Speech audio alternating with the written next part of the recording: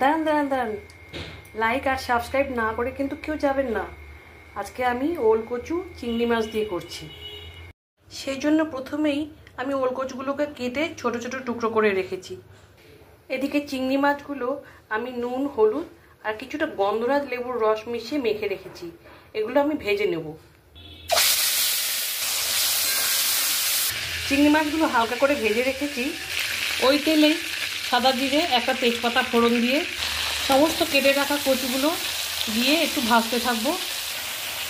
স্বাদ মতো নুন আর হলুদ দিয়ে ভালো করে ভেজে নেব। সেদ্ধ না হওয়া পর্যন্ত ঢাকা দিয়ে ভালো করে ভাজতে থাকবো। ঢাকনাটা তুলে একটু নেড়ে চেড়ে আমি দুটো টমেটো কেটে রেখেছি, সেটা দিয়ে দিলাম। একটা মশলা রেডি করে রেখেছি। এখানে স্বাদ মতো নুন, চিনি, জিরের গুঁড়ো, ঝাল লঙ্কার গুঁড়ো, কাশ্মীরি লঙ্কার গুঁড়ো আর হলুদ সব একসঙ্গে দিয়ে দিলাম। 1 চামচ আদা বাটা দিলাম। 1 চামচ মতো দই আমি জল দিয়ে ফেটিয়ে রেখেছি, সেটা দিয়ে দিলাম। গ্যাস কমানো আছে। আমি এবার ভালো করে নেড়ে চেড়ে নেব। ভালো করে নেড়ে চেড়ে নিয়েছি। আমি আবারও ঢাকা দিয়ে দিলাম। এবার আমি ঢাকাটা তুলে নিয়ে দেখে নেব। ওল কচুটা ভালোভাবেই সেদ্ধ হয়ে গেছে। এবার চিংড়ি মাছগুলো দিয়ে দেব। ওল কচু সেদ্ধের সঙ্গে সঙ্গে মশলাটাও আমার কষানো হয়ে গেছে।